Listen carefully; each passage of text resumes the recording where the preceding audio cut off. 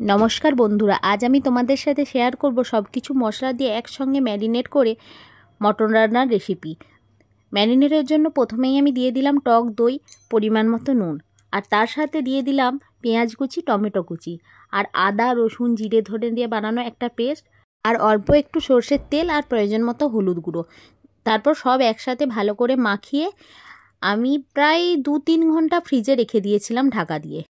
তারপর কড়াইয়ে তেল গরম করে কয়েক টুকরো আলু আর পেঁপে ভেজে নিলাম। ওই তেলেতেই গরম মশলা আর তেজপাতা ফোড়ন দিয়ে ম্যারিনেট করা মাংসটা তেলের উপর দিয়ে দিলাম। তারপর প্রায় 40-45 মিনিট মাংসটা বেশ ভালো করে ঢাকা দিয়ে নাড়িয়ে চাড়িয়ে কষিয়ে নিতে হবে। সুন্দর করে কষানো হয়ে যাওয়ার পর তেল ছেড়ে দিয়েছে দেখো মাংসতে। এরপর আমি প্রেশার কুকারে দিয়ে দেব। প্রেশার কুকারে না দিলে সেদ্ধ হতে অনেক টাইম লাগবে।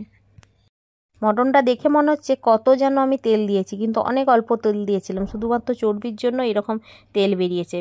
প্রেশার কুকারে সিটি দিয়ে নেওয়ার পর আমি মাংসটা কড়াইয়ে ঢেলে তার মধ্যে বেশ অনেকটা পরিমাণ ধনেপাতা আর কাঁচা লঙ্কা দিয়ে দিলাম, আর অল্প পরিমাণ মিট মশলা দিয়ে 5-10 মিনিট ঢাকা দিয়ে রেখে তারপর কিছুক্ষণ পর খুলে দেখলাম রেডি হয়ে গেছে আমার লাল লাল মটনের ঝোল।